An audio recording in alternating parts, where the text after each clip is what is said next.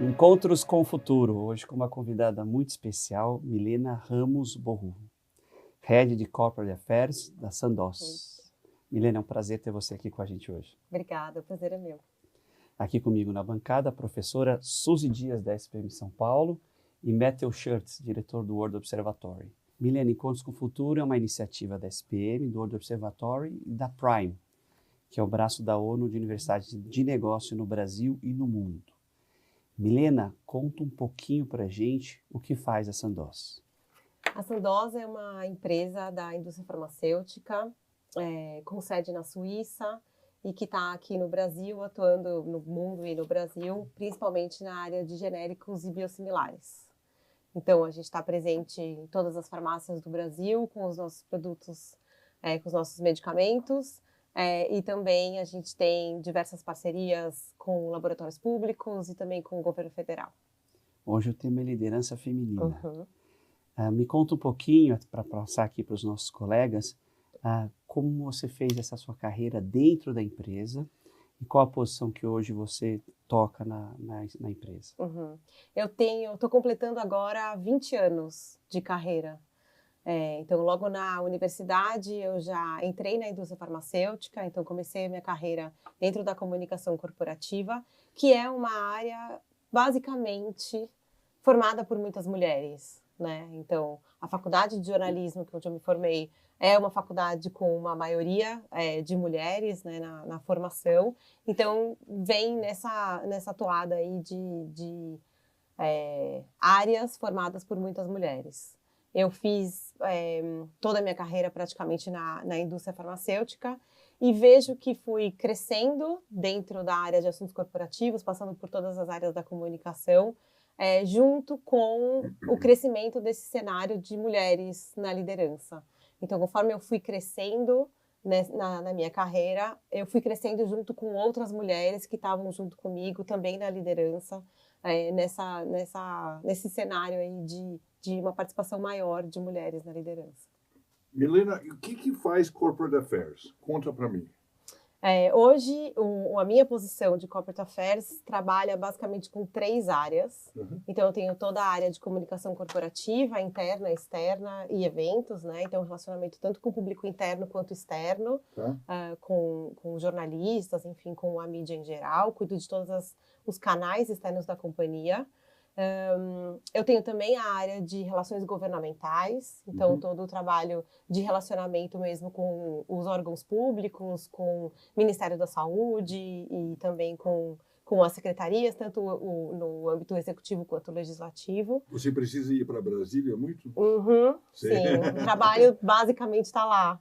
Ah, é? Verdade? Sei. Então tem essa interação muito grande com Brasília. Uhum. E uma outra área que também eu tenho como responsabilidade é a área de relacionamento com pacientes. Então, na indústria farmacêutica, a gente trabalha muito em parceria com associações de pacientes, que são organizações sociais que trabalham pelos direitos, né, dos pacientes. Então, eu também tenho como responsabilidade esse relacionamento com essas organizações.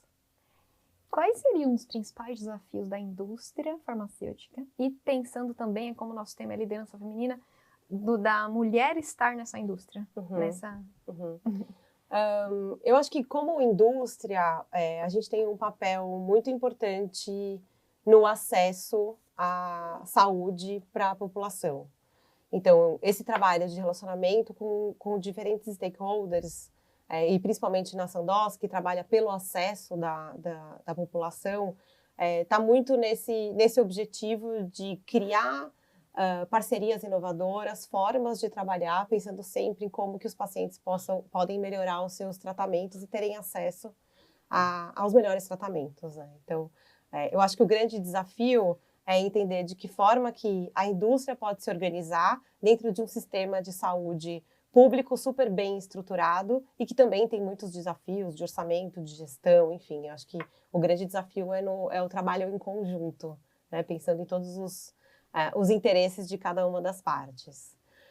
Agora, com relação às mulheres na liderança, o que eu conheço de indústria farmacêutica é que é uma indústria que já vem trabalhando nesse tema há muito tempo.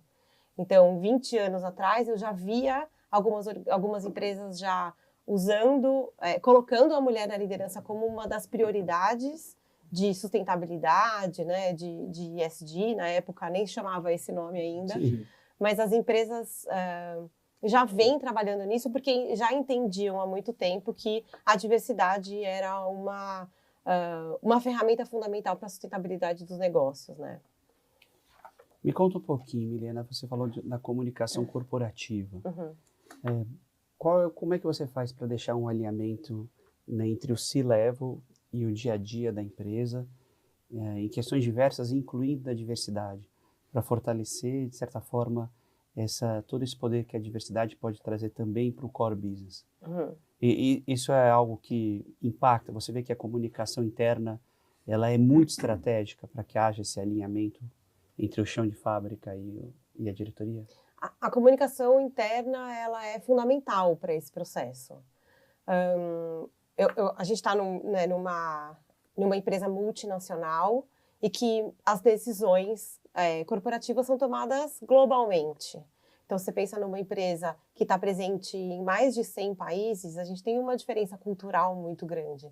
É difícil o alinhamento quando a gente tem diferenças culturais, mas uma vez que essa decisão está dentro da estratégia da companhia, a gente consegue ir cascateando e entendendo de que forma que cada uma dessas culturas vai trabalhar com esse objetivo, né? A comunicação, ela tem esse papel de diálogo. Eu costumo dizer que a gente é responsável por comunicar, por compartilhar informações, mas a gente também é muito responsável pela escuta. Então, né, a área de comunicação, ela está no relacionamento com todas as áreas. Todas as áreas são os clientes da comunicação. Então, a partir do momento que a gente leva alguma informação, a gente também tem que estar aberto para receber. E a gente consegue ser um termômetro do que está acontecendo, do que a gente está comunicando e de que forma que as equipes estão recebendo Se a notícia essa foi bem informação. recebida ou não. Exatamente. E se não foi bem recebida, precisa ter um reforço, precisa rever a estratégia, precisa olhar para isso com cuidado, né? Eu sempre tive uma dúvida muito grande em cima disso. Numa multinacional, o que adianta você ter, ou como você trabalha quando você tem um feedback diverso do que a empresa está propondo como modo de atuação, sem perder, vamos dizer, a identidade ou a cultura que o grupo quer manter. Como trabalhar esse retorno sem perder a identidade do grupo? Sabe que eu estou há 1 ano na Sandoz, né? Então, vim da indústria e tal, mas cheguei há 1 ano no momento em que a companhia se desmembra de uma outra e passa a atuar de forma independente no mundo inteiro.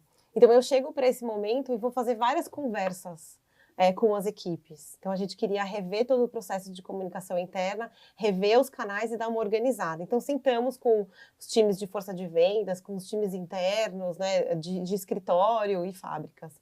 E na primeira conversa, foi super interessante. Eles falaram, isso funciona, eu leio todos os comunicados, sexta-feira é um bom dia para receber todos os materiais, ou podcast eu não ouço, vídeo eu gosto de ouvir e tal. Eu e minha equipe saímos de lá pensando, ótimo, a gente já sabe o que fazer. No dia seguinte, almoçamos com outra equipe. A outra equipe disse completamente o oposto. Falaram, eu não vejo nada na sexta-feira. E aí que a gente sentou e fez uma lição de casa para que a gente tenha diversos canais. Para que a gente possa atender todo mundo. De que forma que esse cliente precisa receber essa informação e de que forma que a gente pode flexibilizar. Porque o mais importante é que eles entendam a mensagem, que eles entendam o que a gente precisa que eles saibam com relação ao clima organizacional, com relação aos nossos valores, às nossas estratégias. Então, a gente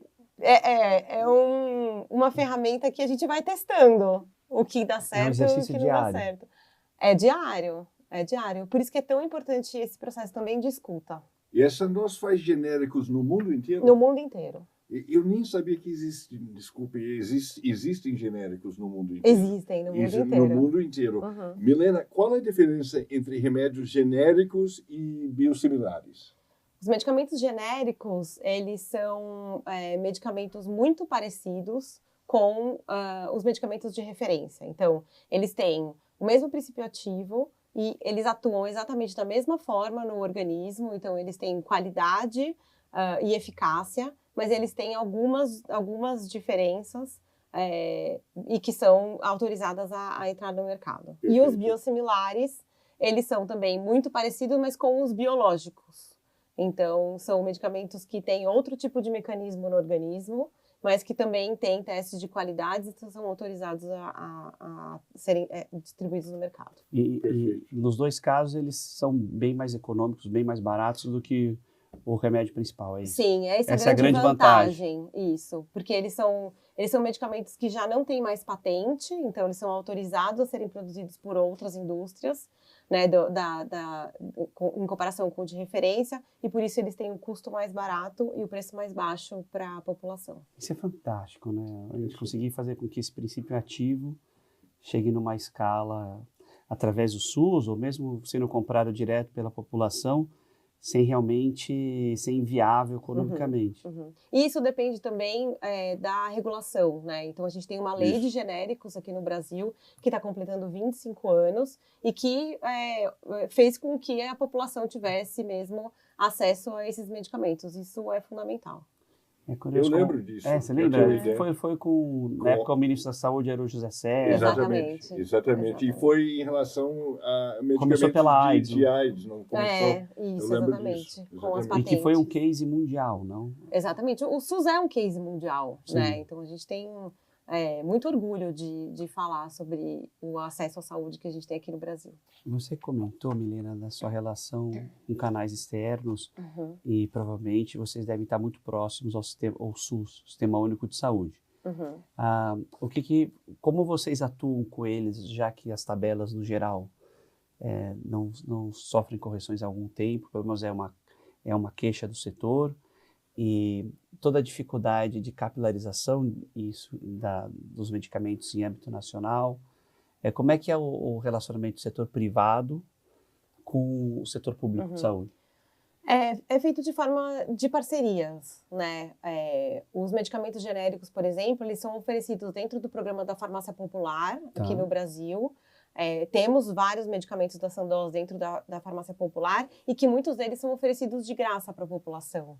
Então, esse é um programa do governo e a gente forma parcerias com eles. Então, precisa de um relacionamento próximo para que a gente possa entender qual é a melhor forma de oferecer os nossos produtos dentro dos programas do governo, né? Farmácia popular é um deles, onde estão os nossos medicamentos genéricos. Tem outras parcerias, por exemplo, em que a Sandoz tem trabalhado muito fortemente com relação aos medicamentos biosimilares, que são as PDPs, que são parcerias para o desenvolvimento. Então, está dentro de um programa do governo para aumentar o complexo industrial no Brasil e também para que o Brasil ofereça a produção local dos medicamentos. Então, nesse caso, a Sandoz faz parceria não só com o governo federal, mas também com laboratórios públicos. Então, a gente tem parceria com Biomanguinhos e também com Butantan, para uma transferência de tecnologia. Então, a Sandoz era detentora da tecnologia. A gente tem o medicamento biosimilar, por exemplo, e com o subsídio do governo e com o investimento também, a gente ensina o laboratório público como produzir esse medicamento. Que curioso, mas como é que funciona o modelo de negócio quando você faz essa transferência de tecnologia Você ensina, mas aí participa qual é o arranjo? Funciona da seguinte forma, a gente firma uma parceria com o laboratório público. Esse laboratório, durante 10 anos, a gente vai transferindo a tecnologia, então vai ensinando o laboratório a como produzir, quais são os equipamentos que precisam ser investidos, precisam ser adquiridos por esse laboratório. A equipe do laboratório vai até a nossa fábrica, aprende como faz. Então, durante esse processo de 10 anos, a gente passa a oferecer para a população brasileira o nosso medicamento pelo SUS. Então, esse é o modelo. Enquanto a gente ensina o laboratório público, o governo federal oferece o nosso medicamento para a população. Interessante. Que legal. É uma contrapartida pela compra nesse período. Exatamente. Após 10 anos, o medicamento passa a ser do laboratório público e a parceria passa a ser das duas entidades e a gente fica fora. A tua percepção hoje do SUS, qual é? Você já está no setor há muito tempo, mas o que você tem... A gente fez vários projetos sobre o SUS nos últimos anos. Uhum. E o que você acha do sistema? Eu acho que é um modelo incrível. Né? A gente que tem relacionamento com outros países dentro da empresa, todas as vezes que a gente explica o que é o SUS e explica o que é as PDP, só o Brasil tem esse modelo de negócio, né? Então, é motivo de muito orgulho. É claro que tem desafios, é claro que sempre vai ter desafios. Quando a gente fala de saúde, é sempre muito complexo. A gente tem medicamentos de baixo custo, mas a gente também tem medicamentos de alto custo que precisam também ser oferecidos para a população, né? Os pacientes têm direito a terem os melhores tratamentos, então eu acredito que tem muito a evoluir ainda, mas a gente tem uma história muito boa para contar. Que legal. O Sandoz é Suíça. Uhum. E você que tem contato com outras empresas, outros Sandoz no mundo inteiro? Sim. Sempre? Sempre. E dá conflitos culturais? Como que é isso? Qual é o país mais divertido de se trabalhar? Eu nunca tive lá ainda, né? Estou um ano na empresa, mas, por exemplo, o Brasil faz parte de uma região em que está toda a Ásia, então né, até a Austrália.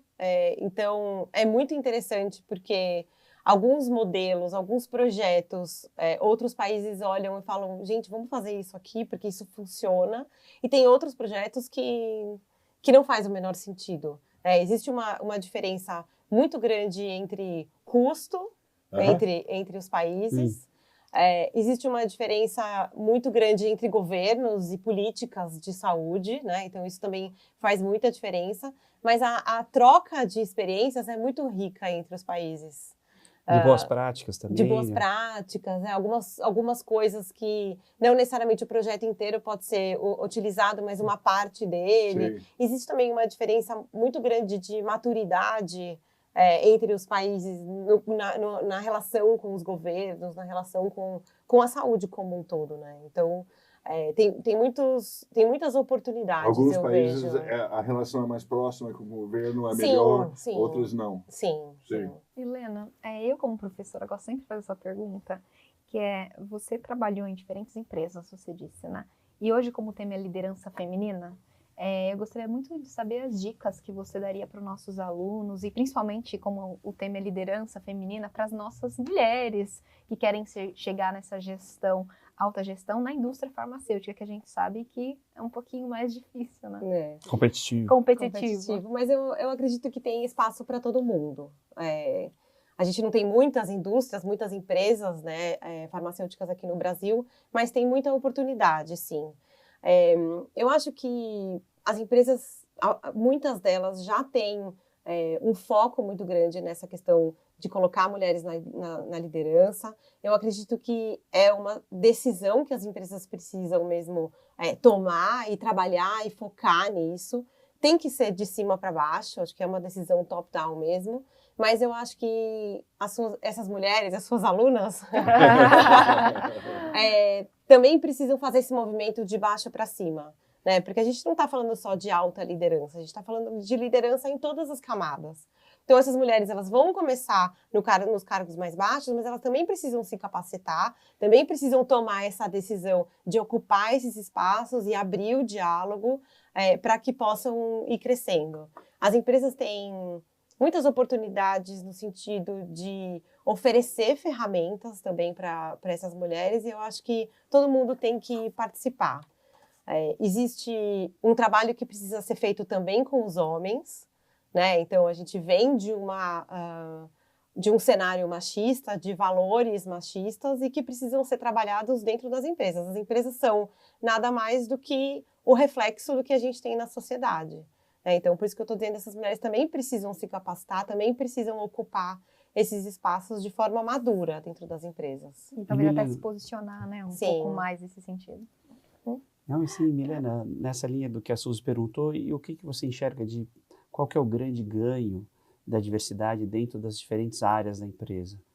O que você enxerga assim, isso contribui para o core? A diversidade é comprovada que traz melhores tomadas de decisões e sustentabilidade para o negócio, não só com relação às mulheres na participação de tomada de decisão, mas também da diversidade como um todo, né? De raça, de idade.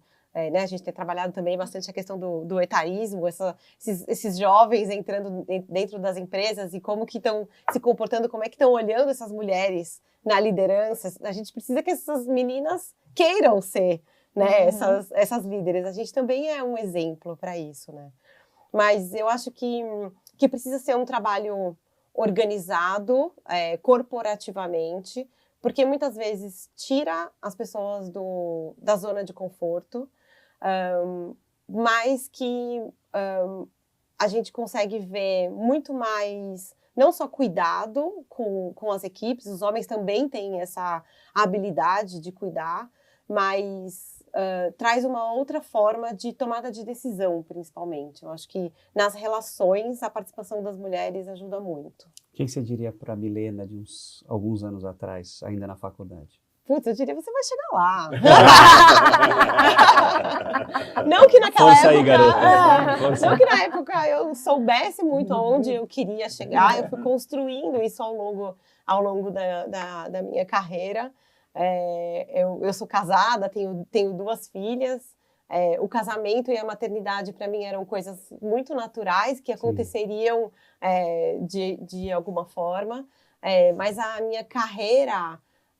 acompanhando o crescimento da minha família é fundamental para as 2 coisas, né? A família me ajudando na minha carreira e a carreira ajudando na minha família. Então, é isso. Você vai chegar lá. E hoje eu diria a mesma coisa.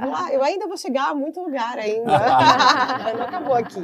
Milena, nota 10. Foi um prazer enorme ter você aqui. Obrigada. Parabéns pela liderança feminina na empresa. Obrigada. Obrigado. Foi um prazer.